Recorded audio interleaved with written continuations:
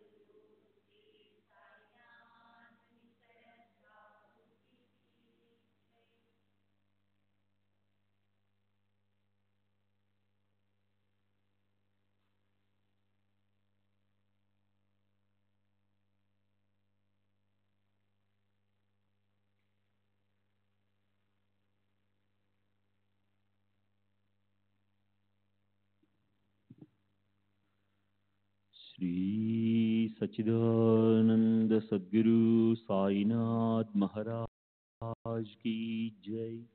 सद्गुरु श्री साईनाथ शरद बाबू जी की जय। श्री साई भक्त अनुभव संहिता ఎస్బి నాచ్నే నిన్నటి తర్వాయి బాబా నా భార్యకు టెంకాయ ప్రసాదించి ఆశీర్వదించిన తరువాత 1919లో మాకొక మగబిడ్డ కలిగాడు. వాడు మూలా నక్షత్రంలో పుట్టాడు. మేము వాడికి కాలురామ్ అని పేరు పెట్టాము. వాడు 8 సంవత్సరాలు మాత్రమే జీవించాడు. కాలురామ్కి 3వ సంవత్సరం అంటే 1921లో 3వ సంవత్సరం రాగానే మూలా నక్షత్ర ప్రభావం వల్ల పిల్లవాడి తల్లి అంటే నా మొదటి భార్య చనిపోయింది. నా భార్య చనిపోతుందని తెలిసే టెంకాయ ప్రసాదించేటప్పుడు బాబా కన్నీరు కార్చారని మాకు అర్థమైంది. కానీ ప్రజ్ఞావంతుడు యోగాంశ కలిగిన బాలుడికి జన్మనిచ్చినందుకు నా భార్య వియోగ బాధ కాస్త ఉపశమించింది. కాలురామ్ 3 సంవత్సరాల వయసు అప్పుడే రామ్ హరిరామ్ మంత్రాన్ని జపించడం మొదలుపెట్టాడు. హరి విజయంలోని విషయాలు కథలుగా చెప్పడం ప్రారంభించాడు. మా ప్రక్క ఇంట్లో హెగ్డే అను భక్తుడు పండితుడు ఉండేవాడు. అతనింట్లో ప్రతిదినం హరి విజయం పారాయణ చేయబడేది. కాలురామ్ ప్రజ్ఞావంతుడే కాక తన గత జన్మల స్మృతులను పోసగుచ్చినట్లు చెప్పేవాడు.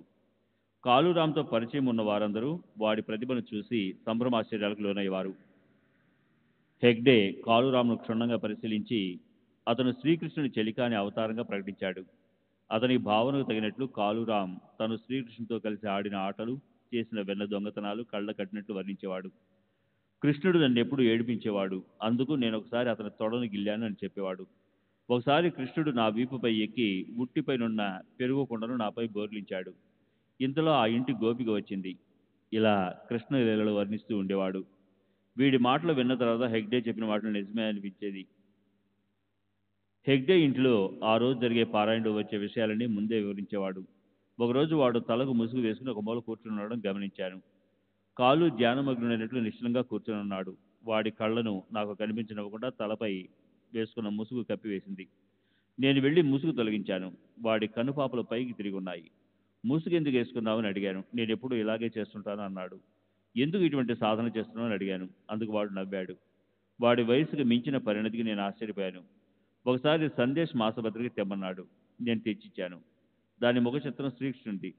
శ్రీకృష్ణుని చుట్టూ ఓం అని ప్రణవం ముద్రించబడి ఆకర్షణీయంగా ఉంది. కాళూరాం దానిని కత్తిరించి గోడ కంటించాడు. దానిలో ఒక ప్రకటన ఉంది, హిజ్ మాస్టర్స్ వాయిస్, అంటే తన యజమాని స్వరం. గ్రామ్ఫోన్ రికార్డుల ప్రకటన అది. ఆ ప్రకటనలో గ్రామ్ఫోన్ ముందు కూర్చుని ఉన్న కుక్క బొమ్మ ముద్రించబడింది. అప్పుడు మా ఇద్దరి మధ్య సంభాషణ ఇలా జరిగింది. కాళూరాం, ఇదేమిటి? నేను, గ్రామ్ఫోన్ రికార్డుల వారు ఇచ్చిన ప్రకటన. కాళూరాం, ఇది శ్రీకృష్ణుడిచ్చిన ప్రత్యేక సందేశం. నేను, ఏమిటి ఆ ప్రత్యేక సందేశం? కాళూరాం, కుక్క ఏం వింటుంది? నేను, గ్రామ్ఫోన్ నుండి వచ్చే సంగీతాన్ని. కాళూరాం, కుక్క తన యజమాని స్వరం వింటుంది. దాన్ని చూడు, అది నిశ్చలంగా కూర్చొని ఎంత శ్రద్ధగా వింటుందో. మనం కూడా నిశ్చలంగా ఉండాలి. చూడు, నేను ఎలా కూర్చుని ఉన్నాను, నువ్వు కూడా అలాగే కూర్చుని ఏకాగ్రతతో వినాలి. అప్పుడు నీకు బాబా స్వరం వినిపిస్తుంది. నేను, నీకు బాబా స్వరం ఎలా తెలుసు? కాళూరాం, నాకు తెలుసు, కానీ నీకు చెప్పను. అనుభవం ద్వారా నువ్వే తెలుసుకో. కాళూరాం రామ్ హరిరామ్ మంత్రాన్ని జపించడమే కాక కాగితాలపై కూడా వ్రాస్తూ ఉండేవాడు. ఆ కాగితాలు నా దగ్గర ఎన్నో ఉండేవి. ఒకసారి శ్రీ ఉపాసని బాబా అందేరి వచ్చినప్పుడు తమకు అవి కావాలన్నారు. వారికి ఆ కాగితాలన్నీ ఇచ్చాను. 1924లో గాడ్గీ బాబా వంటి మహాత్ములందరూ కాళూరాంను చూడడానికి మా ఇంటికి వచ్చారు. 1926లో కాళూరాంకు శరీరం అంతా నీరు చేరి తీవ్ర అనారోగ్యానికి గురయ్యాడు. మేము వాడికి బాబా ఊది మాత్రమే ఇచ్చాము. కానీ వ్యాధి కొంతకాలం కొనసాగింది.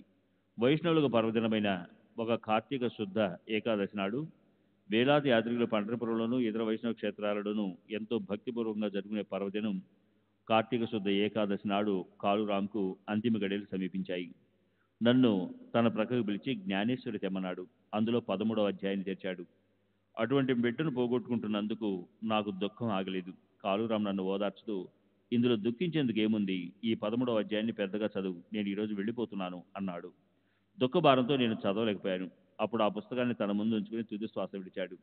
అట్లా పరిస్థానంలోనే చనిపోవడం ఎంతో విచారకరమైనప్పటికీ కాళూరాం ఉత్తమ జీవితానికి కార్తీక ఏకాదశి నాడు యుక్తమైన ముగింపు లభించింది.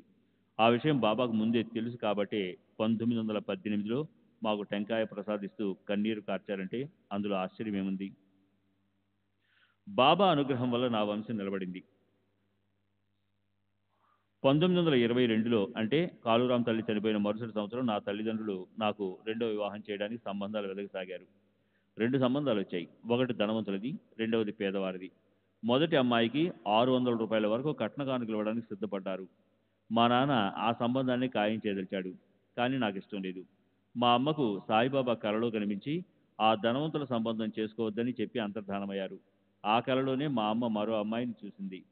తరువాత ఒక పేద అమ్మాయిని నాకిచ్చి పెళ్లి చేయాలని తలిచి ఆ అమ్మాయి పినతండ్రి మమ్మల్ని సంప్రదించాడు. మా అమ్మ వెళ్ళి అమ్మాయిని చూసింది. చిత్రంగా మా అమ్మ కలలో చూసింది ఆ అమ్మాయినే. ఆ అమ్మాయితోనే నా వివాహం 1922లో జరిపించారు. మాకు చాలామంది సంతానం కలిగారు. బాబా ఆశీస్సుల వల్ల వాళ్ళందరూ క్షేమంగా ఉన్నారు. బాబా ఆశీస్సులు అని నేను మాట వరుసగా చెప్పడం లేదు. బాబా నన్ను రక్షించిన విధంగానే నా పిల్లలను కూడా ఎలా రక్షించారో తెలియజేస్తాను. 1926లో నా కుమారుడు సాయినాథ్ వరఫ్ హరేశ్వర్కు 8-9 నెలల వయసు ఉంటుంది. కాళూరాం టపాసులు బెంగాల్ అగ్గిపుల్లలు తెచ్చుకున్నాడు. వాటిని పిల్లలందరూ కలిసి కాల్చుకుంటున్నారు. ఒక పిల్లవాడు కాల్చిన అగ్గిపుల్ల ఒకటి విసిరేశాడు. అది సాయినాథ్పై పడి వాడికి తొడిగిన బట్టలు అంటుకొని రాజుకోసాగాయి. పిల్లలు ఆ ప్రమాదాన్ని గమనించకుండా ఆడుకుంటున్నారు. నా భార్య క్రింద వాకిట్లో ఏదో పనిలో ఉంది. అకస్మాత్తుగా ఒక ఫకీర్ ఆమె ముందు ప్రత్యక్షమై చేతితో మిద్దెను చూపిస్తూ అక్కడేం జరుగుతుందో చూడు అన్నాడు. ఆమె పరుగున మిద్దెపైకి వెళ్లి సాయినాథ్ బట్టలు అంటుకుని ఉండడం చూసి వెంటనే సమయస్ఫూర్తితో మంటలు వ్యాపించకుండా బట్టలను పట్టుకుని చేతులతో నలిపి మంటలను ఆర్పేసింది. చిత్రం ఏమంటే ఒంటి మీద ఉన్న గుడ్డలు ముప్పాతికి భాగం కాలిపోయినా ఒళ్ళు కాలిన ఛాయలేవి కనిపించలేదు. సరైన సమయంలో ఫకీర్ వచ్చి హెచ్చరించబట్టి పిల్లవాడు రక్షింపబడ్డాడు. మంటలను ఆర్పివేసిన తర్వాత నా భార్య బయటకు వచ్చి చూస్తే ఫకీర్ జాడలేదు. ఈ ఫకీర్ ఎవరై ఉంటారు? ప్రమాదం జరుగుతున్న విషయం ఫకీర్కి ఎలా తెలిసింది? జాగరూకతతో నా పిల్లలను గమనిస్తూ చివరి క్షణంలో తల్లిని పంపి వారిని కాపాడవలసిన అవసరం ఆ ఫకీర్కి ఏముంది? శ్రీ సచ్చిదానంద సద్గురు సాయినాథ్ మహారాజ్ కీ జై. సద్గురు శ్రీ సాయినాథుని శరద్ బాబూజీ కీ జై.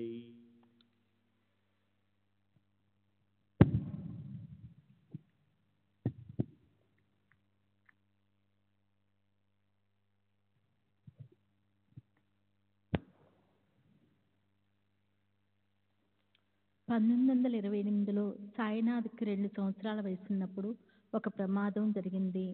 ఆటల్లో పరిగెత్తుతూ డాబా మెట్లపై నుండి పడిపోయాడు. క్రింద పెద్ద కుప్పగా చెత్త పేరుకొని ఉంది. నేను ఆదుర్దాగా క్రిందకి వెళ్ళి చూస్తే పిల్లవాడు క్షేమంగా ఎటువంటి గాయాలు లేకుండా నిల్చుని ఉన్నాడు. భయపడకండి, క్రింద పడకుండా బాబా నన్ను పట్టుకున్నారు అని పిల్లవాడు చెప్పాడు. 1932లో సాయినాథు తన తమ్ముడు వాసుదేవ్కు ఒక ఉంగరం ఇచ్చాడు. వాడు దాన్ని నోట్లో వేసుకున్నాడు. అది వాడి గొంతులో ఇరుక్కుపోయింది. సుమారు గంట సేపు ఇంట్లోని వారందరూ ఆందోళనతో దాన్ని బయటికి కక్కించడానికి ఏవేవో ప్రయత్నాలు చేశారు. కానీ అది బయటికి రాలేదు. చివరిగా వాడి నోట్లో కాస్త బాబా ఊది వేశాను. తర్వాత గొంతులోనికి నా వేలు చొప్పించాను. ఉంగరం వేలికి తగిలింది. దాన్ని బయటికి తీయగలిగాను. 1934లో వాసుదేవ్కు పొంగు అంటే మిజల్స్ పోసింది. దానికి తోడు న్యూమోనియా వచ్చి ఛాతీపై పుండు లేచింది. వాడు క్రమంగా క్షీణించిపోసాగాడు. డాక్టరు ఆ పుండును ఆపరేషన్ చేసి తొలగించాలనుకున్నాడు. కానీ పిల్లవాడు బలహీనంగా ఉన్నందువల్ల ఆపరేషన్ చేసేందుకు వెనకాడాడు. నేను పుండుపై ఆయింట్మెంట్ రాశాను. అది పగిలింది. డాక్టరు ఏమీ చేయలేకపోయాడు. నేను ఈ డాక్టర్ను కాక నా డాక్టర్ అయిన శ్రీ సాయిబాబాని నమ్మదలిచాను. బాబాని ధ్యానించి పుండుపై ఊది రాశాను. అప్పుడు డిప్యూటీ కలెక్టర్ శ్రీ వసంతరావు మాధవ్ జాదవ్ నేను చేస్తున్నంత గమనించి విస్తుపోయాడు. నువ్వు చేస్తున్న ఈ ఊది చికిత్స వల్ల పుండు మానుతుంది అనుకుంటున్నావా అని అడిగాడు. తప్పకుండా మానిపోతుందని చెప్పాను. ఎన్ని రోజుల్లో అని ప్రశ్నించాడు. 24 గంటల్లో అని చెప్పాను. ఆ రోజు రాత్రి బాబా నా కలలో కనపడి 24 గంటలని ఎందుకు చెప్పావు? వెంటనే అని చెప్పి ఉండాల్సింది అన్నారు. నా పొరపాటుకు క్షమించమని బాబాను కలలోనే వేడుకున్నాను. మరుసటి రోజుకు పుండు మానిపోయింది. జాదవ్ ఆశ్చర్యపోయాడు. న్యూమోనియాతో బాధపడుతున్న తన 4.5 సంవత్సరాల కుమారుని కొరకు బాబా ఊది ఆశీస్సులు కావాలని అడిగాడు. నేను జాదవ్కు బాబా ఊది ఇచ్చిన సమయానికి వాడు 6 రోజులుగా జ్వరంతో బాధపడుతున్నాడు. వాడికి చికిత్స చేస్తున్న డాక్టరు ఆ జ్వరము 9 రోజులకు కానీ తగ్గదని చెప్పాడట. కానీ ఊది వాడిన మరుసటి రోజుకల్లా జ్వరం తగ్గిపోయింది. జాదవ్ కృతజ్ఞతాపూర్వకంగా 7 రూపాయలు ఇచ్చి శ్రీ సాయిబాబా సంస్థానానికి పంపమని కోరాడు. క్రిందటేడాది అంటే 1935లో ఒకరోజు మా ఇంట్లో స్టవ్ పై పాలు మరిగిస్తున్నారు. నా 2 ఏళ్ల కుమారు ఆనంద్ పరిగెత్తుకుంటూ వచ్చి కాళ్ళ కర్ర తట్టుకొని స్టవ్ పై పడ్డాడు. సాధారణంగా అలాంటి సమయంలో మరిగిన పాలు పైన పడి చర్మం బొబ్బలెక్కటమో బట్టలు అంటుకొని కాలడమో జరుగుతుంది. కానీ బాబా కృప వల్ల ఏ హాని జరగలేదు. స్టవ్ ఓ ప్రక్కకు, పాలగిన్నె మరో ప్రక్కకు ఎగిరి పడ్డాయి. మధ్యలో వీడు పడ్డాడు. అలా బాబా ప్రమాదం నుండి తప్పించారు. ఈ సంవత్సరము 1936లో వాసుదేవ్ అతని తమ్ముడు కలిసి అల్మార్లు వెతుకుతుండగా బిళ్ళలున్న ఒక పెట్టి కనిపించింది. అది పిప్పర్మెంట్లు అనుకొని కొన్ని తమ్ముడికి ఇచ్చి కొన్ని తన నోట్లో వేసుకున్నాడు. అవి వెగటిగా ఉన్నందువల్ల తినలేక వాడు నాలిక వెళ్ళబెట్టి ఏడవసాగాడు. నా భార్య వచ్చి వాడు సున్నం తిన్నాడనుకొని తన వేలితో వాడి నోట్లో ఉన్నదంతా తీసివేసింది. ఏమి తిన్నావని అడిగితే ప్రక్కనున్న చిన్న పెట్టెని చూపించాడు. అది దీపావళి సమయంలో పిల్లలు కాల్చుకునే పాము మందు బిళ్ళలు. ఆ బిళ్ళలను ముట్టిస్తే వాటి నుండి బుసబుసమని పంపులు తిరుగుతూ పాములాంటి కుబుసలు వస్తూ ఉంటాయి. వెంటనే వాటిని తీసుకొని వెంటనే వాడిని తీసుకొని డాక్టర్ దగ్గరికి వెళ్ళాము. డాక్టరు విష పదార్థం అంతా వాంతి అయ్యేందుకు మందిచ్చాడు. కానీ వాంతి రాలేదు. నేను వాడి నోట్లో ఊది తీర్థం పోశాను. కాసేపటికి వాడికి ఊది అయిన కాసేపటికి వాడికి వాంతి అయింది. కడుపులో ఉన్న విష పదార్థం అంతా బయటకు వచ్చేసింది. పిల్లవాడు కాస్త కోలుకున్నాడు. ఇదంతా అయిన తర్వాత వాడు తన తమ్ముడికి కూడా బిళ్ళలు ఇచ్చినట్టు చెప్పాడు. దాన్ని కొద్దిగా తిన్నందువల్ల వాడికి ఏమీ కాలేదు. అయినప్పటికీ మేము బాబాను స్మరించి వాడికి కూడా బాబా ఊది తీర్థం ఇచ్చాము. వాడు కూడా వాంతి చేసుకున్నాడు. క్యాషియర్గా పనిచేస్తున్న ఒక అతనికి ఆఫీస్ ఖాతాలో గత సంవత్సరము 3,500 రూపాయలు లెక్క తేలలేదు. అంటే లోటు కనిపించింది. ఆ మొత్తాన్ని అతనే కాజేశాడని అతనిపై నేరం మోపబడింది. ఆపదలో ఉన్న ఆ క్యాషియర్ను ఒక స్నేహితుడు నా దగ్గరికి పంపాడు. క్యాషియరు సాయిబాబాను ఒక మహమ్మదీయునిగా భావించటం వల్ల వారి పట్ల అయిష్టత ఉండేది. నేను అతనికి సాయిబాబా యొక్క మహిమలను గురించి చెప్పి అతన్ని కాపాడగల వారు బాబా ఒక్కరేనని, వెంటనే షిరిడీ వెళ్ళి వారిని క్షమించమని ఆర్థించి సహాయం కొరకు ప్రార్థించమని చెప్పాను. నా సలహా మేరకు అతను షిరిడీ వెళ్ళాడు. బాబా ఫోటోను తెచ్చుకొని సగుడుమేర్ నాయక్ సహాయంతో దానిని బాబా సమాధిపై పెట్టి ఆర్తిగా ప్రార్థించాడు. తర్వాత ఫోటోను తీసుకొని షిరిడీ నుండి తిరిగి వచ్చాడు. అప్పటి నుండి అతని పరిస్థితులు మెరుగుపడసాగాయి. ఆఫీస్ ఖాతాలో తగ్గిన 3,500 రూపాయలు జమ కట్టడానికి అతనికి 8 రోజులు గడువు ఇచ్చారు. అతను సకాలంలో డబ్బు చెల్లించాడు. ఆ విషయం అంతటితో సమసిపోయింది. అతను అనుకున్నట్లు అతన్ని విచారించడం కానీ ఉద్యోగం నుండి తొలగించడం కానీ జరగలేదు. వీసీ చిట్నీస్ అనే అతనికి కూడా బాబా నుండి అదే విధమైన సహాయం అందింది. చిట్నీస్ తనను ఉద్యోగం నుండి తొలగించిన తర్వాత నా దగ్గరకు వచ్చాడు. నేను అతన్ని పరువు బాధ్యతలన్నీ నా బాబాపై మోపి షిరిడీ వెళ్ళి వారిని ప్రార్థించమని చెప్పాను. అతను అలాగే చేశాడు. తర్వాత అతన్ని తిరిగి ఉద్యోగంలో చేర్చుకున్నారు. నా కుటుంబ సభ్యులు సద్గతి పొందడానికి బాబా ఎలా సహాయపడ్డారో తెలియజేస్తాను. నా తల్లిదండ్రులు సాయిబాబా భక్తులు. 1926లో మా అమ్మ చనిపోయే నాటికి ఆమెకు 70 సంవత్సరాలు. ఆమె చివరి శ్వాస విడిచేంత వరకు సాయిబాబా ఫోటోను తమ ముందుంచుకుంది. చనిపోయే ముందు ఆమె నన్ను తన ప్రక్కన కూర్చొని విష్ణు సహస్రనామాన్ని పెద్దగా చదవమని చెప్పింది. నేను అలాగే చేశాను. ఆమె రామ్ రామ్ అంటూ తుది శ్వాస విడిచింది. నా రెండో భార్య 1929లో మరణించింది. ఆమె సద్గతి పొందటానికి నేను చేయగలిగినంతా చేయదలిచి ఆమె చితాభస్మాన్ని అస్థికులను నాస్తికులోని గోదావరిలో కలిపి తగిన విధంగా శ్రాద్ధ కర్మలు జరపదలిచాను. కానీ కొన్ని సమస్యలు చుట్టుముట్టాయి. మా నాన్నగారికి సుస్థి చేసింది. భార్య పోయిన దుఃఖంతో పాటుగా తదుపరి కార్యక్రమాల ఏర్పాట్లు, అందుకు కావలసిన డబ్బు సమకూర్చుకోవటం వంటి భారాలు నాపై పడటంతో నాకు ఏం చేయాలో తోచలేదు. ఎలాగో 80 రూపాయలు జేబులో వేసుకొని నా 3 సంవత్సరాల చిన్న బిడ్డను ఇంట్లో వదిలి నాసిక్ రైల్లో బయలుదేరాను.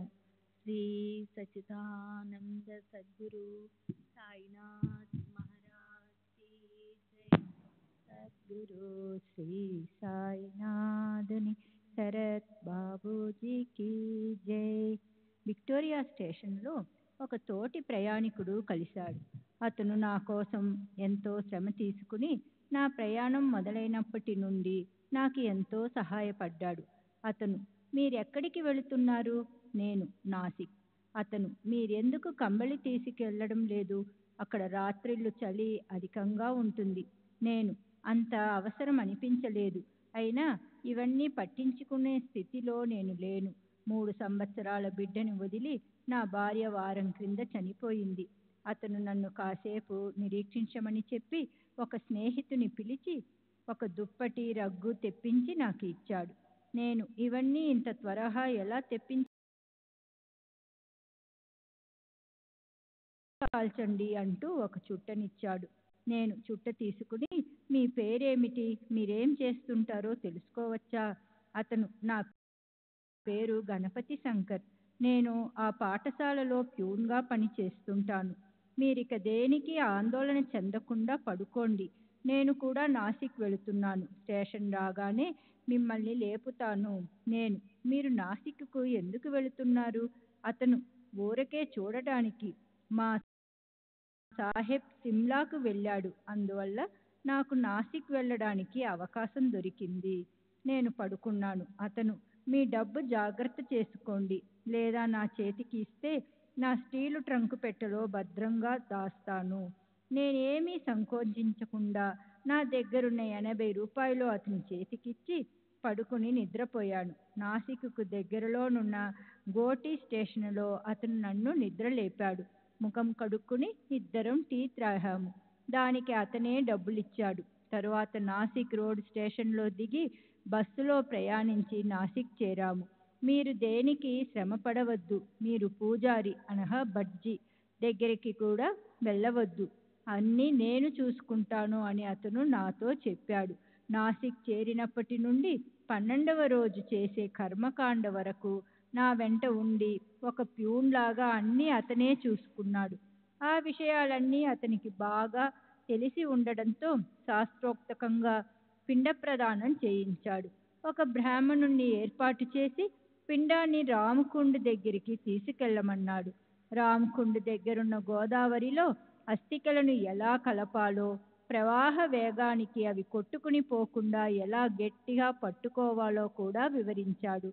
చిత్రమైన విషయం ఏమంటే, అతను చెప్పినట్లు నేను అస్థికలను ఎంత గట్టిగా పట్టుకున్నప్పటికీ అవి కలకండలాగా వేగంగా కరిగి గోదావరిలో కలిసిపోయాయి. 12వ రోజు గణపతి శంకర్ను బొంబాయి రావలసినదిగా అతనికి ఒక టెలిగ్రామ్ అందింది. అతను నా దగ్గర తీసుకున్న డబ్బుకు పైసాతో సహా లెక్క చెప్పాడు. తరువాత నాసిక్లోనున్న దేవాలయాలు అన్నింటికీ తీసుకుని వెళ్ళి దర్శనం చేయించాడు. అక్కడ ఒక దేవాలయంలో ఒక సన్యాసి అతనిని గుర్తుపట్టి పలకరించాడు. అతను తనకొచ్చిన టెలిగ్రామ్ చూపించాడు. కర్మకాండ చేసిన బ్రాహ్మణుడు గణపతి శంకర్ చాలా తెలివిగలవాడని, అతనికి ఎంతో శాస్త్ర పరిజ్ఞానం ఉందని మెచ్చుకున్నాడు. మామూలుగా ఆ బ్రాహ్మణుడు అశుభకార్యాలకు ముందు విఘ్నేశ్వర పూజ అనవసరమని తలచి ఆ పూజ జరపకపోతే అతను చేస్తున్నది సరి అయిన పద్ధతి కాదని గణపతి శంకర్ చెప్పాడు. అయినప్పటికీ ఆ పూజారి సంశయిస్తుంటే ఒక పండితుడిని అడగమని చెప్పాడు. ఆ పండితుడు గణపతి శంకర్ చెప్పిన దానినే సమర్థించాడు. గణపతి శంకర్ తన అడ్రస్ ఇచ్చి నన్ను అంధేరిలో కలుస్తానని చెప్పి ఆ రోజే తిరిగి వెళ్ళిపోయాడు. నేను నాసిక్ నుండి బొంబాయి తిరిగి వెళ్ళిన తరువాత నాకు ఎంతో సహాయం చేసిన గణపతి శంకర్ నన్ను కలవకపోవడంతో నేనే బొంబాయి ఆర్ట్స్ స్కూలుకు వెళ్ళాను. అక్కడ విచారిస్తే గణపతి శంకర్ అను పేరు గల వారు ఎవరూ ప్యూన్గా ఆ స్కూలులో పనిచేయడం లేదని ప్యూన్ నుండి ప్రిన్సిపాల్ దాకా అందరూ ధృవీకరించారు. నేను ఆశ్చర్యపోయాను. నా నుండి ఏమీ ఆశించక నా కొరకు అంత శ్రమపడి నా భార్య సద్గతికి సహాయపడిన ఆ గణపతి శంకర్ ఎవరు? అతను శ్రీ సాయిబాబా కాక మరి ఎవరై ఉంటారు?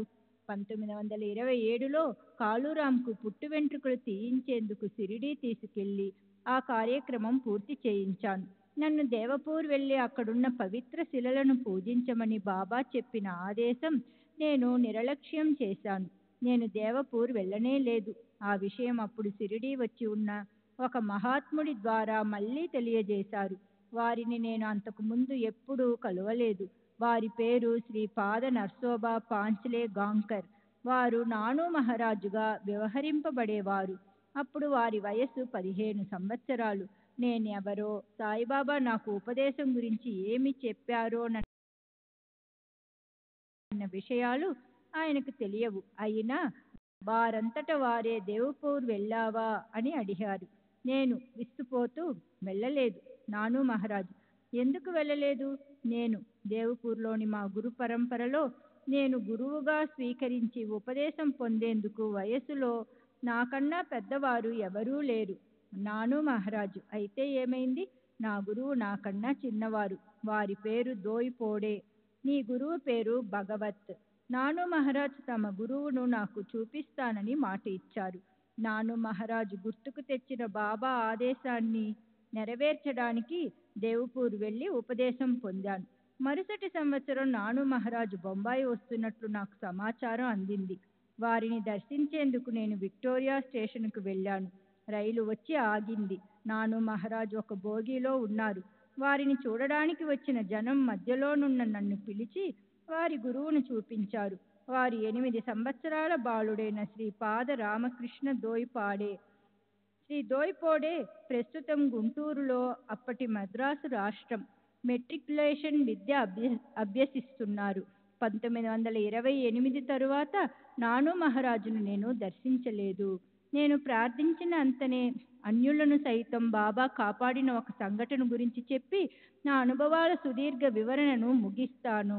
3/12/1923 నాడు అంధేరిలోని మా ఇంటిలో కూర్చుని యథాలాపంగా వీధి వైపు చూస్తున్నాను. అప్పుడు నోయల్ అనునతడు కారు నడుపుకుంటూ వచ్చి ఒక చిన్న పాపను, విఠల్ కుమార్తెను గుద్దేశాడు. బాబా, పాపను కాపాడు అని నేను బాబాను ప్రార్థించాను. కారు ఆగిపోయింది. నేను క్రిందికి వచ్చి వెంటనే పాపను హాస్పిటల్కు తీసుకెళ్లాను.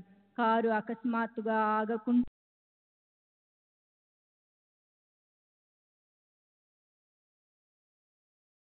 ఒక రాయిపోయి హఠాత్తుగా కారు నిలిచిపోయిందని తెలుసుకున్నాము. అది బాబా చేసిన అద్భుతమైన లీల. పాపను పరిశీలించిన సబ్ అసిస్టెంట్ సర్జన్ పాపకు ప్రమాదకరమైన దెబ్బలు తగిలాయని, బ్రతకడం కష్టమని చెప్పారు. నేను బాబా కాపాడుతారు అని చెప్పాను. పాప 15 రోజులు హాస్పిటల్లో ఉండి కోలుకుంది.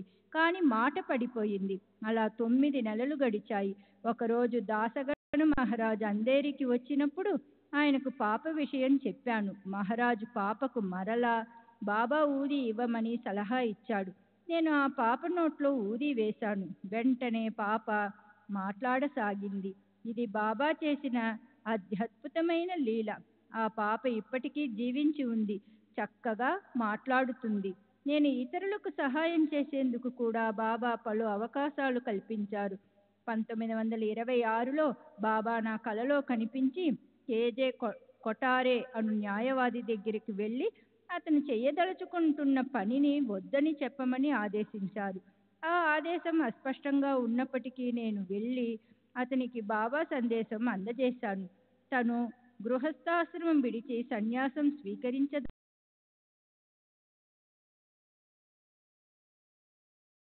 అతను నాకు కృతజ్ఞతలు తెలియజేశాడు. శ్రీ సచ్చిదానంద సద్గురు సాయినాథ్ మహారాజ్ కీ జై. సద్గురు శ్రీ సాయినాథ్ నిసరత్ బాబూజీ కీ జై.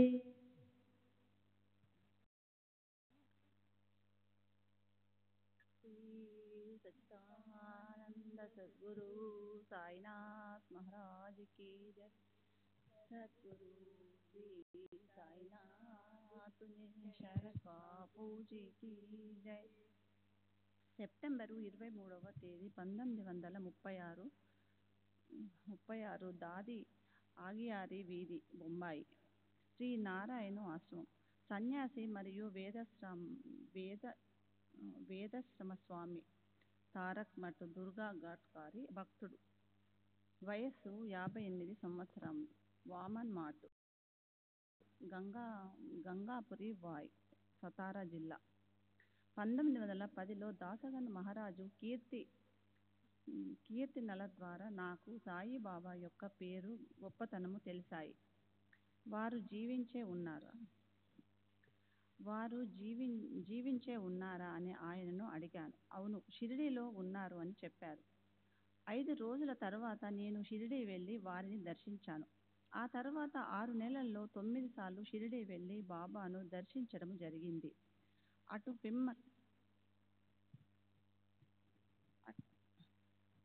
అటు పిమ్మట కూడా తరచూ బాబా వద్దకు వెళ్ళేవాడిని. నేనప్పుడు కస్టమ్స్ శాఖలో పనిచేస్తూ ఉండేవాడిని. 31 సంవత్సరాలు ఉద్యోగం చేసిన తర్వాత 1926లో ఉద్యోగ విరమణ చేసి పెన్షను తీసుకుంటున్నాను.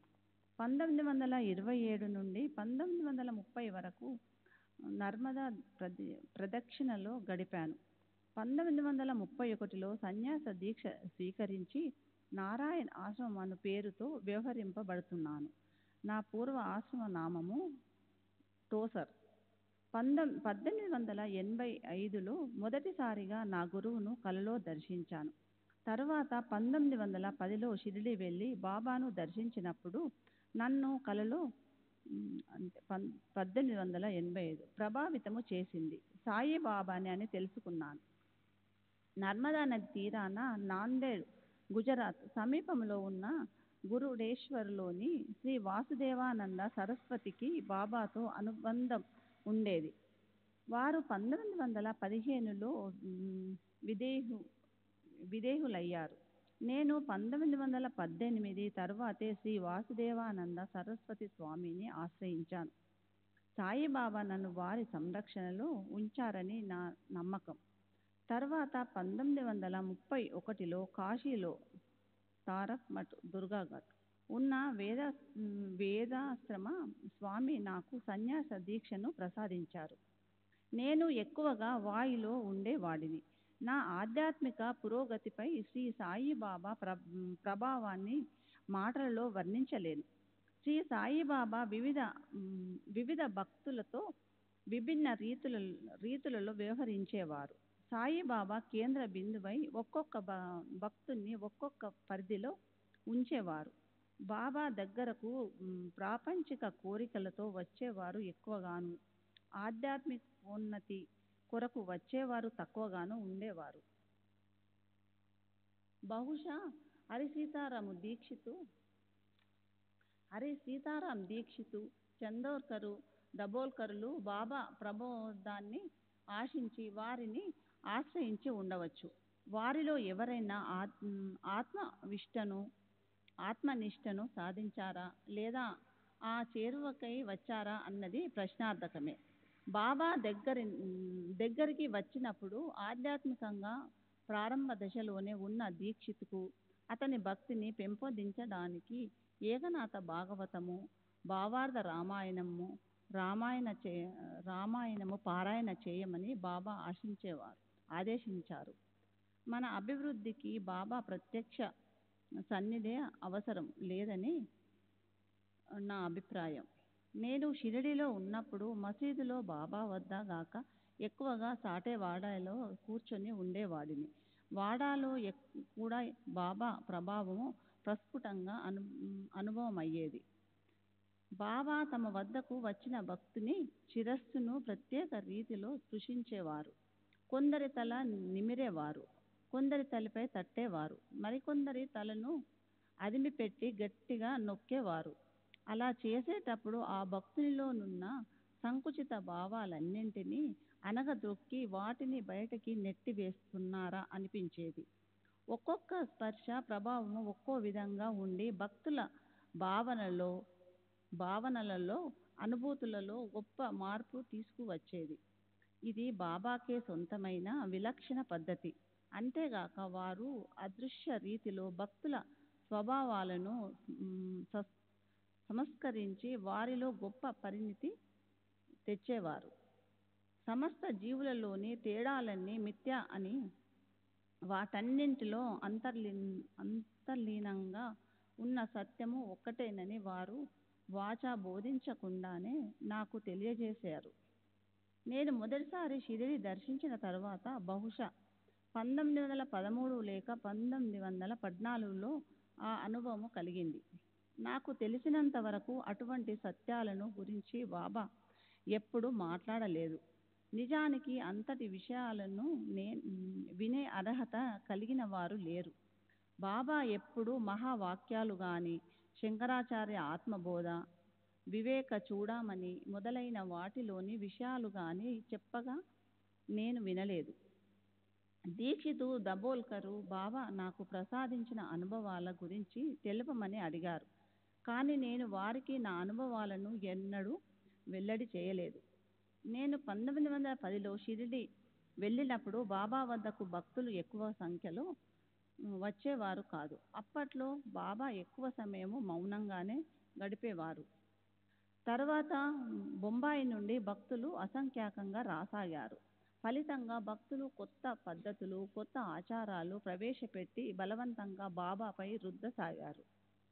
భక్తులు వారి వారి అభిరుచులకు అనుగుణంగా ప్రవేశపెట్టిన ఈ వైభవాలు, అలంకారాల వలన స్వయం స్వయం ప్రకాశమైన బాబా మహత్యము మరుగున పడింది. దీని వలన వారొక భూలోక వైభవ విశేషంగా మిగిలిపోయారు. భక్తులు అసంఖ్యాకంగా రావడం మొదలుపెట్టినప్పటి నుండి బాబా ఎక్కువగా నీతి కథలు, దృష్టాంతాలు రూపంలో మాట్లాడేవారు. బాబా నాతో మాట్లాడింది తక్కువే అయినా దృష్టాంతాల రూపంలో కాకుండా ఎప్పుడూ స్పష్టంగా, సూటిగా మాట్లాడేవారు. వీరి తత్వము, అక్కల్కోట మహారాజు గారి తత్వము ఒకే విధంగా ఉండేవని నా అభిప్రాయం. ఈ విధంగా అక్కల్కోట మహారాజు గారి జీవిత చరిత్ర చదివితే అర్థమవుతుంది. అక్కల్కోట మహారాజు కూడా అద్వైతాన్ని గురించి మాట్లాడలేదు. కర్మ మార్గాన్ని అనుసరిస్తూ సగుణ తత్వాన్ని ప్రోత్సహిస్తూ భక్తులను ఉద్ధరించేవారు. భక్తులను వాళ్ళున్న స్థాయి నుండి ఉన్నత స్థాయికి తీసుకువెళ్లేందుకు బాబా ప్రయత్నించేవారు. నాందేడ్, నిజాం రాష్ట్రం నాందేడ్ సమీపంలోని డాంగర్ టాక్డి అను గ్రామంలో నివసిస్తున్న బ్రాహ్మణుడు, గృహస్థువైన దాజీ మహారాజును సాయిబాబా తమ సోదరునిగా వ్యవహరించినట్లు దాసగన్ మహారాజు నాతో చెప్పారు.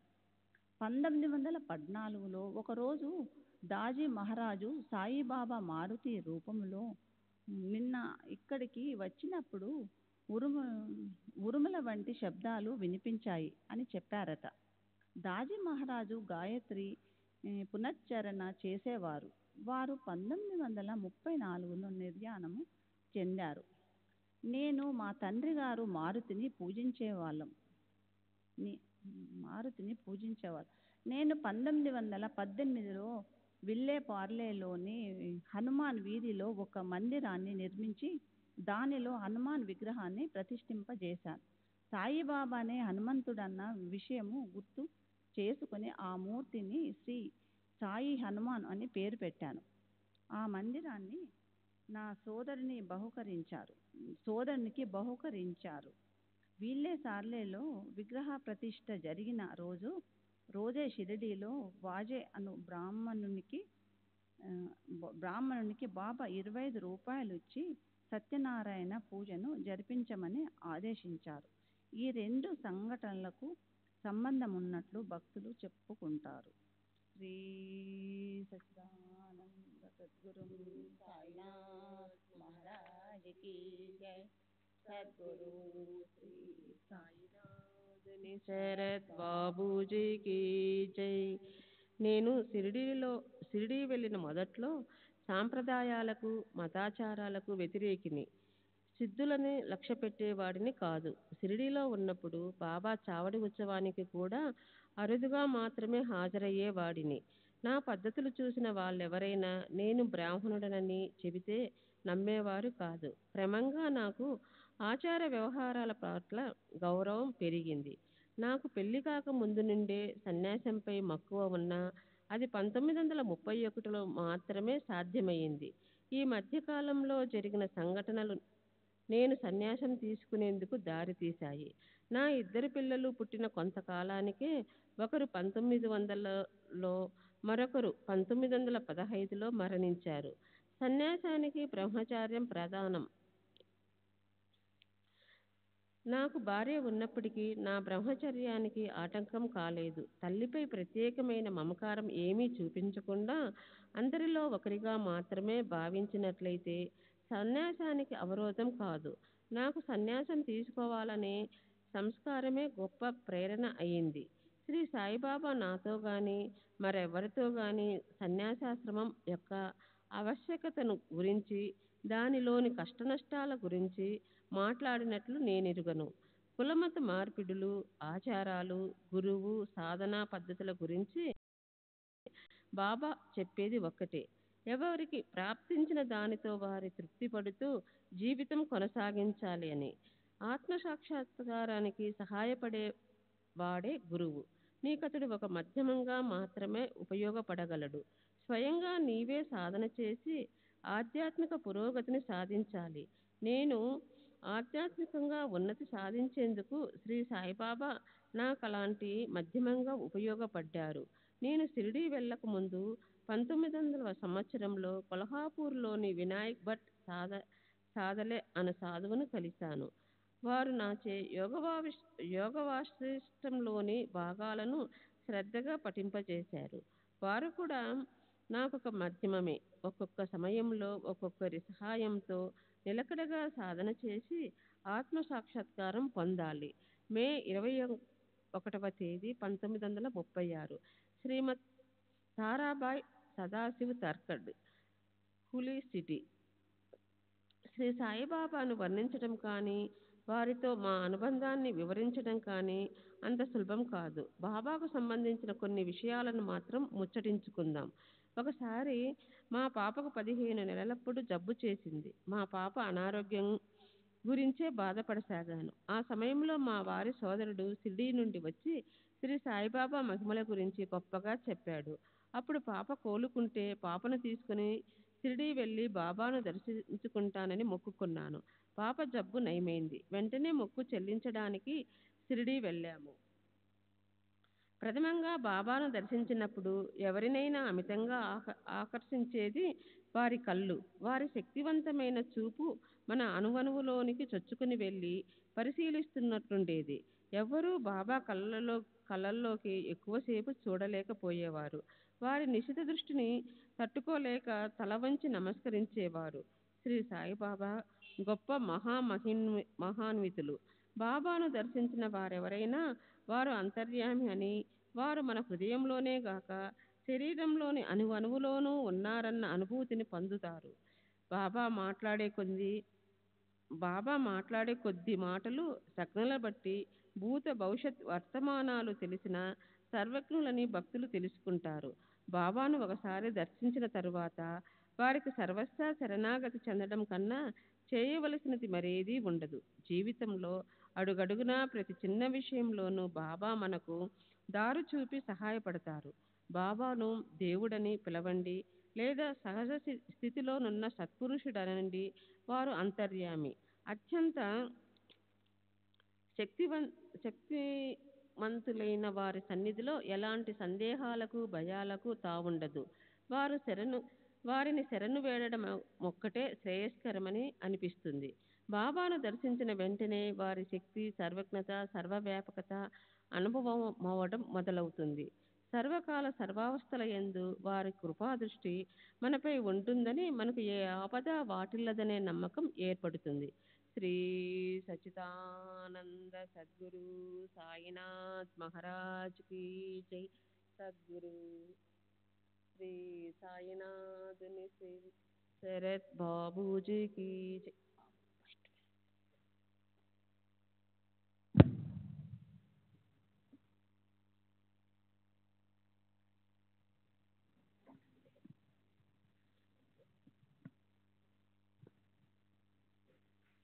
నేను షిరిడి వెళ్ళిన మొదటి రోజుల్లో బాబా అంతర్యాత్వానికి సంబంధించిన నాకు కలిగిన లేదా నేను తెలుసుకున్న అనుభవాలను వివరిస్తాను. ఆ రోజుల్లో షిరిడి వీధి దీపాలు, పరిశుభ్రత వంటి కనీస సౌకర్యాలు కూడా లేని కుగ్రామం తర్వాత కాలంలో అభివృద్ధి చెందింది. కానీ అప్పటి వీధి దీపాలు లేనందువల్ల షిరిడి వీధులన్నీ చీకటిగా ఉండేవి. ఒక రాత్రి నేను షిరిడిలో నడుస్తూ అకస్మాత్తుగా ఒక చోట ఆగిపోయాను. నేను ఏదైనా శబ్దం వినో దేన్నైనా చూడటమో ఆగిపోలేదు. నాకెందుకో ఆగిపోవాలనిపించి ఆగిపోయాను.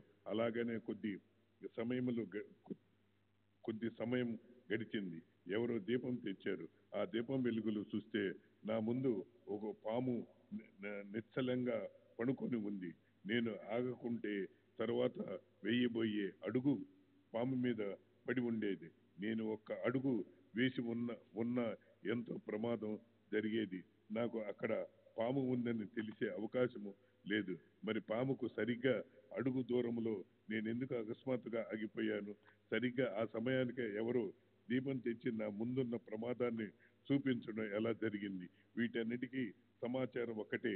అనుక్షణం జాగరూకతంతో తమ భక్తులకు గమనిస్తూ రక్షిస్తున్న సర్వ సర్వాంతర్యామి అయిన బాబా అనుగ్రహమే అది. అలా ఎన్నోసార్లు బాబా నన్ను మృత్యువు నుండి కాపాడారు. ఆ సంఘటన తరువాత చెబుతాను. మేము మసీదులో వెళ్ళి బాబా సన్నిధిలో కూర్చునే వాళ్ళం. సాధారణ సమయాలలో ఎవరైనా బాబాను దర్శించవచ్చు.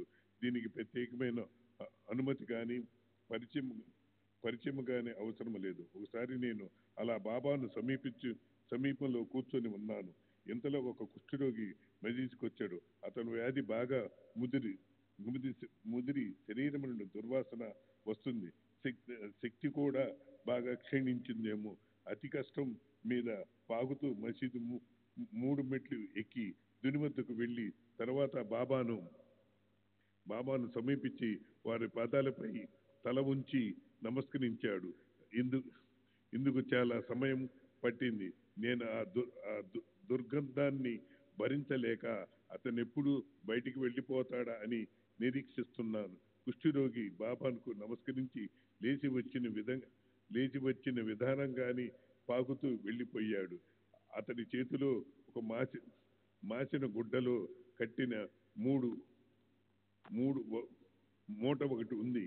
అతడు వెళ్ళిపోగానే హాయిగా ఊపిరి పీల్చుకొని దేవుడా బతికించావు, అతను వెళ్ళిపోయాడు అని మనసులో అనుకున్నాను. మరుక్షణం బాబా నా వైపు తీవ్రంగా చూశాడు. బాబా నా మనసులోని భావాలను గ్రహించాడని తెలిసిపోయింది. ఆ కుష్ఠరోగి ఎక్కువ దూరం పోకమునిపే బాబా ఒక భక్తునితో అతన్ని పిలుచుకొని రమ్మని ఆదేశించాడు. కుష్ఠరోగి అతి ప్రయాసతో మరలా మసీదులోకి వచ్చాడు. బాబా దగ్గరికి వెళ్ళి వంగి నమస్కరించాడు. బాబా అతన్ని చేతిలోని మూటను తీసుకొని ఇదేమిటి అని అడుగుతూ దాన్ని విప్పారు. అందులో పేడాలున్నాయి. బాబా ఒక పేడాను తీసి మసీదులో ఎంతో మంది భక్తులున్న నాకు మాత్రం లేక అది సాయిబాబా అజ్ఞానం కావటంతో నాకు తీసుకోక తప్పలేదు. ఎలాగో పేడాను తిన్నాను. తర్వాత బాబా మరొక పేడ తీసుకొని తాము తిన్నారు. మిగిలిన పేడను అతనికి ఇచ్చి పంపించి వేశారు.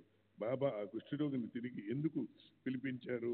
అంతమంది భక్తులుండగా పేడను నాకు ఒక్కడికే ఇచ్చి ఎందుకు తినమన్నాడు? నాకు తప్ప అక్కడ ఎవరికి అర్థం కాలేదు. బాబా నా మనసు చదివి నాకు విలువైన పాఠాలు, అణుకోను సోదరభావం, జాలి, సహనం నేర్పుకోవటానికి అలా చేశారు. ఆరోగ్యపరమైన జాగ్రత్తల కంటే బాబా శక్తి మీద నమ్మకం ఉంటే చాలును తెలియజేశారు.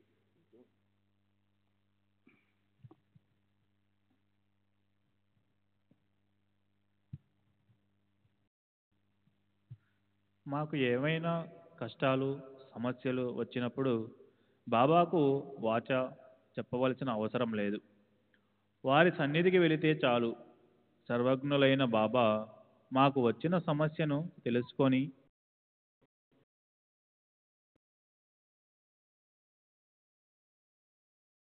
వెళ్తూ మాతో మా పనివాడిని కూడా తీసుకువెళ్ళాము. కానీ షిరిడీ చేరగానే అతని నడుము పట్టేసింది. తీవ్రంగా బాధపడసాగాడు. నా భర్త మసీదుకు వెళ్ళి బాబా ముందు నిలబడ్డారు. అప్పుడు కొందరు భక్తులు కూడా ఉన్నారు. ఇంతలో బాబా నా కాలు విపరీతంగా బాధ పెడుతోంది అని చెప్పారు. ఒక భక్తుడు వారి బాధ నివారణకు ఏదైనా మార్గం సూచించమని కోరాడు. బాబా అలాగేనని పచ్చని ఆకులు వేడి చేసి పెడితే బాధ తగ్గుతుంది అన్నారు. మరో భక్తుడు బాబా అవి ఏం ఆకులు అని అడిగాడు. లెండి దగ్గరున్న ఆకులు అని బాబా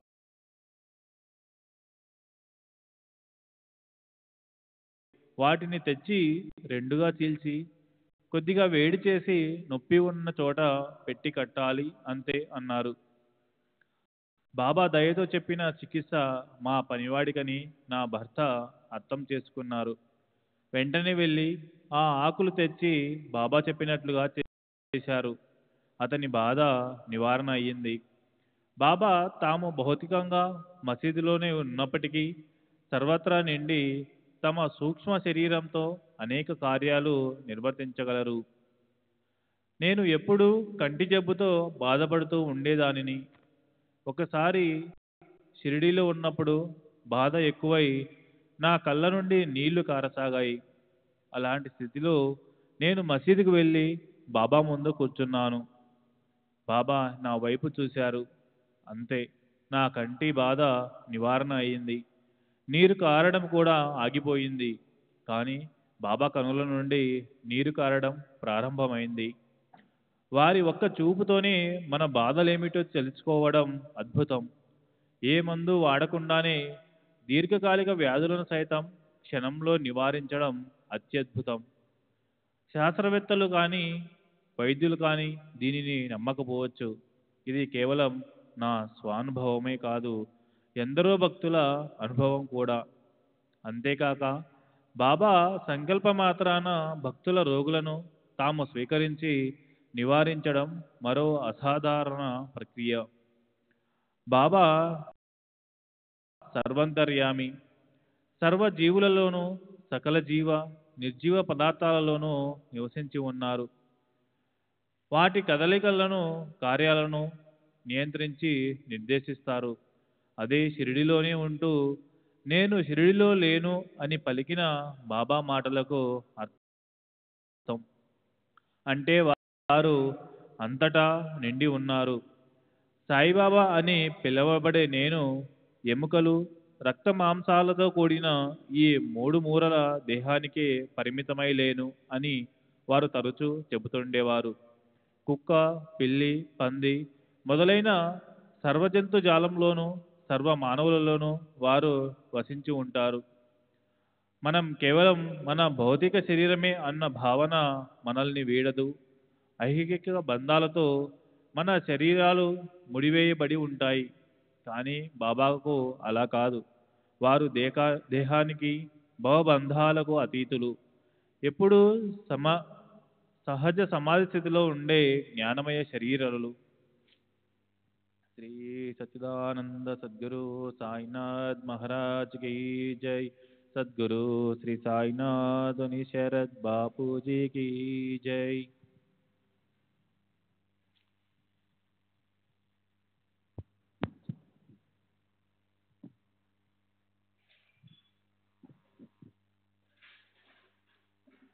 శ్రీ సాయిబాబాకు ఇతర సాధు సత్పురుషులకు గల ముఖ్యమైన తేడా గమనించదగింది. నేను ఎంతోమంది సత్పురుషులను దర్శించి ఉన్నాను. వారు తమ శరీరాన్ని పరిసరాలని పూర్తిగా మరిచి సమాధి స్థితిలోనికి వెళ్ళిపోతారు. తరువాత సమాధి స్థితి వీడి బాహ్యస్పృహలోనికి వచ్చి మన హృదయాల్లో ఏముందో తెలుసుకుని మనకు సమాధానం ఇస్తారు. కానీ సాయిబాబా పద్ధతి విలక్షణమైనది. అత్యున్నత స్థితి పొందేందుకు లేక మరేదైనా తెలుసుకునేందుకు బాబా సమాధి స్థితికి వెళ్ళవలసిన అవసరం లేదు. వారు ఎల్లప్పుడూ రెండు స్థితుల యందు ఉండేవారు. ఒకటి సాయిబాబాగా షిరిడిలో మెలుగులుతూ తమ భక్తుల ఐహిక ఆధ్యాత్మిక అవసరాలను తీరుస్తూ ఉంటారు. రెండవది పరమాత్మునిగా విశ్వమంతా వ్యాపించి ఉంటారు. ఇతర సాధువులు మన మనసు చదవడానికి, గతం తెలుసుకోవడానికి ప్రయాసపడతారు. కానీ శ్రీ సాయిబాబాకు ఏ ప్రయత్నమూ అవసరము లేదు. వారు రెండు స్థితులు సహజమైన గుణగణాలను, శక్తులను వ్యక్తం చేస్తూ ఉండేవారు. వారు ఎల్లప్పుడూ జన స్థితిలో ఉంటారు. సాయిబాబాను కొంతమంది అర్థం చేసుకోలేరు. ఉదాహరణకు బాబా కపినీలకు గుడ్డ కొనేందుకు వాటిని అమ్మేవాడిని పిలుస్తారు. వాడు గజం 8 అణాలు చెబితే వారు చాలాసేపు బేరం చేసి గజం 5 అణాలకు తగ్గించి 40 గజాలు కొంటారు. ఇది గమనించిన వారు తొందరపడి బాబా లోబి అని, అత్యాసపరుడని, డబ్బంటే వ్యామోహమని అనుకుంటారు. తరువాత ఆ వ్యాపారికి బాబా తాము బేరం చేసిన మొత్తానికి 4 రెట్లు అధికంగా చెల్లిస్తారు. అప్పుడే అది ప్రేక్షకులు బాబానొక పిచ్చివానిగాను, డబ్బు ఇలువ తెలియని వానిగాను అభివర్ణిస్తారు. వారు చేసేది అపాత్రదానం అని కూడా అనుకుంటారు. పైన 2 సందర్భాల్లోనూ విచక్షణ లేకుండా చేసిన విమర్శనాలు వాళ్ళు అవగాహన రాహిత్యానికి నిదర్శనాలు. బాబా అలా ప్రవర్తించడానికి నిజమైన కారణం నిగూఢంగా ఉండి వారు ఎవరికి విశదపరచాలనుకున్నారో ఆ భక్తులకే మాత్రమే బోధపడుతుంది. బహుశా 1915లో అనుకుంటున్నాను. ఒక వేసవిలో నేను నెల రోజుల పాటు నరకములకు సంబంధించిన తీవ్రమైన తలనొప్పితో బాధపడ్డాను. నా తలనొప్పి ఎంతో తీవ్రమైందంటే ఆ బాధను భరించలేక నా తల బద్దలైపోతుందేమో అనిపించేది. మేమెప్పుడూ పాంచన్గని చాటిరోయిన్లో ఉండేవాళ్ళం. ఎన్నో వైద్య చికిత్సలు చేయించాము, కానీ బాధ నివారణ కాలేదు. నాకు మరణం తప్పదనిపించింది. దాంతో బాబా పాదాల చెంత మరణించడం ఉత్తమనిపించి షిరిడీకి వెళదామని నిశ్చయించుకున్నాను. వెళ్లేందుకు నది ఒడ్డుకు చేరాము. అప్పుడు నాకు ఒక ఆలోచన వచ్చింది. ఎలాగూ చనిపోతాను కదా, చనిపోయే ముందు పవిత్ర గోదావరిలో స్నానమాచరిస్తే మంచిదనిపించింది. కానీ చన్నీళ్లు స్నానం చేస్తే తలనొప్పి ఎక్కువై సావుకు దగ్గరవుతానేమో అనిపించింది. అంతకుముందు తలనొప్పి ఉన్నప్పుడు చన్నీటి స్నానం చేయడమన్న ఆలోచనే నన్ను వణికించేసేది. ఏమైతే అయింది కానీ అని తలిసి గోదావరిలో స్నానం చేసి బయటకు వచ్చాను. ఆశ్చర్యం, ఎక్కువ అవుతున్నదనుకున్న తలనొప్పి శాశ్వతంగా మాయమయ్యింది. దీర్ఘకాలంగా నన్ను బాధించిన ఆ తలనొప్పి నన్ను వదిలిపోయింది. బాబా కాక మరెవరు చేయగలరు ఈ అద్భుత నివారణి? భక్తులను ఆకర్షించేది కేవలం బాబా యొక్క మహిమాన్విత శక్తి మాత్రమే కాదు, అది వారి అన్వాజమైన ప్రేమానురాగాలతో మిళితమైనందువలన భక్తులకు షిరిడి ఒక స్వర్గధామం అయ్యింది. బాబా సన్నిధిలో ఉంటే మనకు ఏ ఆపద వాటిల్లదని క్షేమంగా ఉంటామని నమ్మకం కలుగుతుంది. నేను షిరిడిలో ఉన్నప్పుడు వారి సన్నిధిలో కూర్చుంటే నా బాధలే కాదు, ప్రాపంచిక చింతనలతో కూడిన ఈ శరీరాన్ని కూడా మర్చిపోయేదాన్ని. గంటల తరబడి ఒక ఆనందమయ స్థితిలో ఉండిపోయేదాన్ని. కాలగమనమే తెలిసేది కాదు. వారి నిజమైన భక్తులందరూ ఇటువంటి అతీత్య అనుభూతి పొంది ఉన్నారన్నదే నా నమ్మకం. సర్వంతరా ఆయనే నిండి ఉన్నారు. నా సర్వస్వం వారే. బాబాకు పరిమితులు ఉంటాయన్న భావన మాలో కలిగేదే కాదు. బాబా మనల్ని ఇడిపోయారనే ఆలోచన నన్ను మితంగా బాధిస్తుంది. ఇది పురమాయించలేని లోటు. మనలోనే జీవనం వారితో వెళ్ళిపోయే కేవలం శరీరులుగా మాత్రమే మిగిలి ఉన్నామనిపిస్తుంది. వారి ప్రత్యక్ష సన్నిధిలో అటువంటి ఆనందమయ క్షణాలను గడిపే అవకాశం ఈనాడు లేదు. కానీ బాబా మనల్ని పూర్తిగా విడిపోయారనేది కూడా వాస్తవం కాదు. వారు ఇప్పటికీ ఉన్నారు. వారి శక్తి, రక్షణ మనకు ఎన్నో సందర్భాల్లో అనుభవం అవుతూనే ఉంటాయి. కానీ వీటినన్నిటినీ వారి ప్రత్యేక సన్నిధిలో లభించే ఆనందంతో పోల్చలేము. వారు విదేశీయులు అయినప్పటికీ వారి రక్షణ, సహాయము మనకు అందుతూనే ఉన్నదన్న దానికి నిదర్శనంగా కొన్ని సంఘటనలు వివరిస్తాను. 1927లో నేను 6 నెలలు గర్భవతిగా ఉన్నప్పుడు మా కుటుంబం అంతా షిరిడీ వెళ్ళాము. అక్కడ నా గర్భంలోని శిశువు చనిపోయింది. రోజులు గడిచాయి కానీ ప్రసవం కాలేదు. ఇలాంటి సమయంలో ఆపరేషన్ చేయించి మృతి శిశువును బయటకు తీస్తారు. కానీ షిరిడీలో ఎలాంటి వైద్య సదుపాయాలు లేవు. కనీసం మంత్రసాని కూడా లేదు. అహ్మద్నగర్ నుండి మందులు తెప్పించి వాడినా ప్రయోజనం లేకపోయింది. నా భర్తకు ఏం చెయ్యాలో తోచక సాకోరి వెళ్ళి శ్రీ ఉపాసని బాబాను కలిసి సహాయం అర్థించారు. వారు నా భర్త చెప్పినదంతా విని ఉత్తమోత్తమ వైద్యుడు సాయిబాబా షిరిడిలోనే ఉండగా నా దగ్గరికి ఎందుకు వచ్చావు అన్నారట. రోజులు తరబడి మృత్యు శిశువు గర్భంలో ఉన్నందువల్ల నా రక్తమంతా విషమపూరితమై శరీరం నీలంగా మారిపోయింది. నేను స్పృహలో కోల్పోయాను. అప్పుడు ఏం జరిగిందో, నేను ఎలా ప్రసవిస్తానో నాకే గుర్తులేదు. జరిగిందంతా నా భర్త తరువాత చెప్పాడు.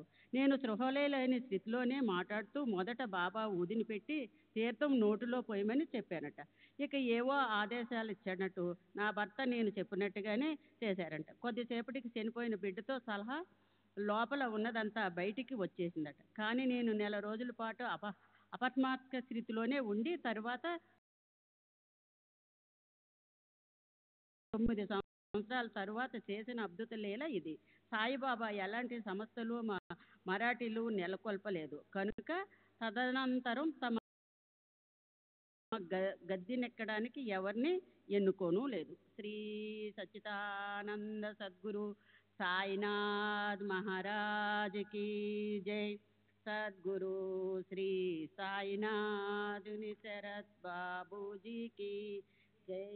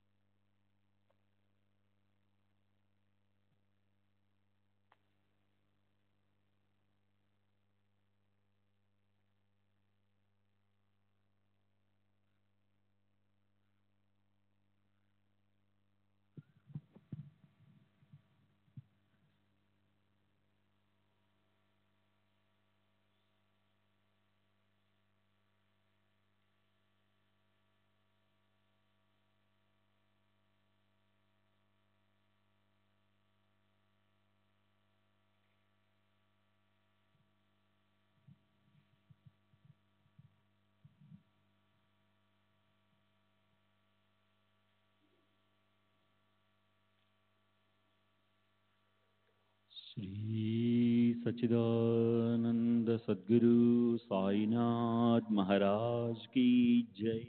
सद्गुरु श्री साईनाथ शरद बाबू जी की जय. साई रहम नजर करना, बच्चों का पालन करना. साई रहम नजर करना, बच्चों का पालन करना. जाना तुमने जगत पसारा, सब ही झूठ जमाना. जाना तुमने जगत पसारा, सब ही झूठ जमाना. साई रहम नजर करना, बच्चों का पालन करना. साई रहम नजर करना, बच्चों का पालन करना. मैं अंधा हूँ बंदा आपका, मुझसे पथ दिखलाना. मैं अंधा हूँ बंदा आपका, मुझसे पथ दिखलाना. साई रहम नजर करना, बच्चों का पालन करना. साई रहम नजर करना, बच्चों का पालन करना. दासगणों कहे अब क्या बोलूं, थक गई मेरी रसना. दासगणों कहे अब क्या बोलूं, थक गई मेरी रसना. साई रहम नजर करना, बच्चों का पालन करना. साई रहम नजर करना, बच्चों का पालन करना. रहमो नजर करो अब मोरे साई, तुम बिना नहीं मुझे माँ बाप भाई रहमो नजर करो मैं अंधा हूँ बंदा तुम्हारा मैं अंधा हूँ बंदा तुम्हारा मैं ना जानू मैं ना जानू मैं ना जानू अल्लाह इलाही रहमो नजर करो रहमो नजर करो अब मोरे साई तुम बिना नहीं मुझे माँ बाप भाई रहमो नजर करो काली जमाना मैंने गमाया काली जमाना मैंने गमाया साथी आखिर का साथी आखिर का साथी आखिर का तुम बिना कोई रहमो नजर करो रहमो नजर करो अब मोरे साई तुम बिना नहीं मुझे माँ बाप भाई रहमो नजर करो अपने मस्जिद का झाड़ू गड़ो है अपने मस्जिद का झाड़ू गड़ो है मालिक हमारे मालिक हमारे मालिक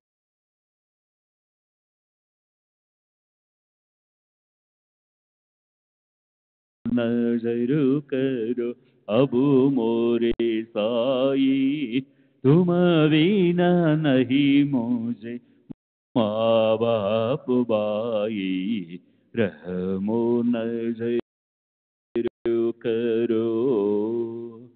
श्री सच्चिदानंद सद्गुरु साईनाथ महाराज की जय। सद्गुरु साईनाथ निशरद बाबू जी की जय।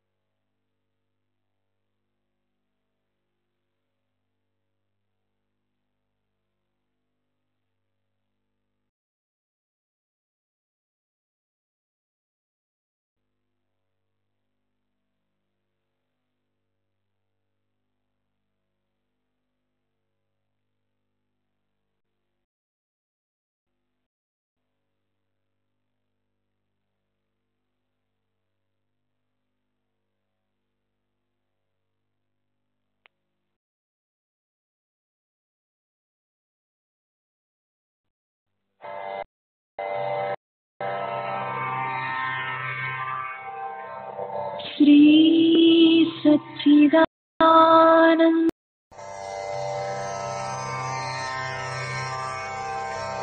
श्री सच्चिदानंद सद्गुरु साईनाथ महाराज की जय। सद्गुरु श्री साईनाथुनि शरद बाबू जी की जय।